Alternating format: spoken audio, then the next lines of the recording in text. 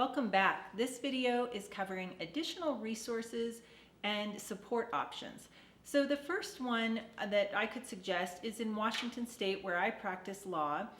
We have a license that you can go to the Department of Licensing and request a symbol to be placed on that license indicating you have a disability. Now, the only concern I have about that is this has been in effect for probably about a year, a little more than a year.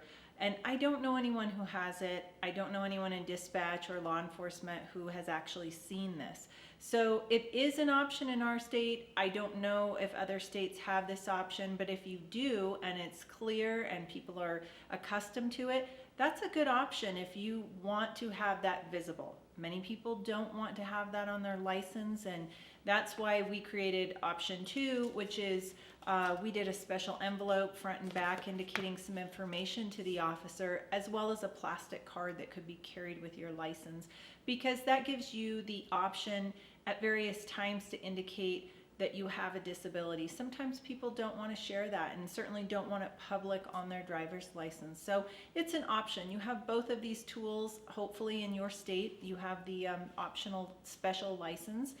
But it's important to remember, it doesn't mean that an officer will look at something like our envelope and is forced to read it or adapt their conduct because of the envelope. So it's just a tool, and the goal is that hopefully it will put an officer in the proper frame of mind to assist with communication and help them understand that if you have atypical communication, perhaps not making eye contact or being delayed in your response, that they won't immediately go to assume you are a DUI or an impaired driver. So those are two options. If you have the first, hopefully that works for you in your state. But you can also purchase a special envelope, make an envelope, find some resource in your community where you could alert an officer that at the outset of your stop, you will need some assistance. A third option I mentioned in past videos is attending meet and greets or community events where officers may be present. And that's a great opportunity, especially if it's a mock traffic road stop where you can actually practice a road stop. But even if it's just a community event where officers will be present, it gives you an option to interact in a non-threatening environment and get to know your local officers, and hopefully they can get to know you if you're comfortable with that. But the goal is that when you're on the side of the road, you will see law enforcement as less threatening and have some personalized experience prior to that kind of anxiety-producing road stop. I would also suggest reach out to driver's ed programs in your area and look for some that have specialized training or allow a little slower pace of a class so that you can take your time. And some even offer parts of their program where you interact with law enforcement or have a chapter on that so that you know what's expected of you, and additionally what the officer is likely to ask you. So I highly encourage you to, particularly if this is a concern of yours, to look into a more specialized program. And I'm hoping as we get a little further on in this process that I will get more resources on that. I do recognize it is hard to find a school that is more individualized. So hopefully stay tuned and see that on our Facebook page in the future. Finally, this is a new and exciting concept that's out there, VR headsets. Now, those have obviously been around a long time, but there are some companies out there creating VR headsets for folks with autism, anxiety disorder, or any other disorder that someone feels, I'm going to have a communication challenge, or I'm going to misread communication and I need to practice this. So there aren't many, but there are, I know of at least one. I think there may be 2 in the country, and I'm hoping that this becomes much more commonplace in the high schools. And I know this company would like that to happen.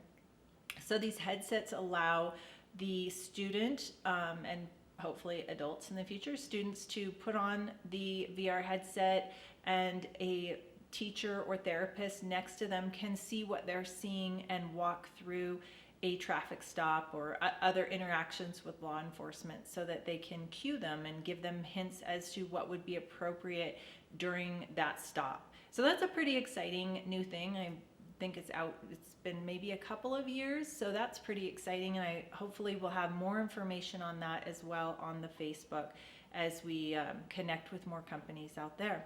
So the main thing the goal of all of this, and my hope, is that you feel more empowered. You know there are resources out there. You know that if driving is right for you, if you have all the other skills and you are just concerned about your atypical communication style, there are people out there to help, and there are people who want you driving and having freedom, and it's just so important. I recently read 80% of autistic adults are unemployed or underemployed, and that's just so unfortunate, because having access to a vehicle and feeling comfortable to drive and safe to drive allows for freedom and employment. And in the next 5 years, we have 500,000 autistic youth who will age into adulthood. So this is a really critical time to hone in on those skills, gain self-confidence, empower yourself, and start that practice. If you don't feel ready now, hopefully you will soon or in the near future,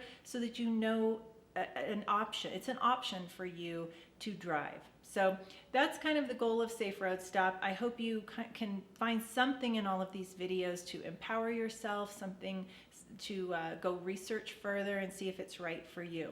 So stay tuned for our next video. It's actually our final video. Stay tuned for a few additional resources and ideas for traffic stop practice. Thanks for watching.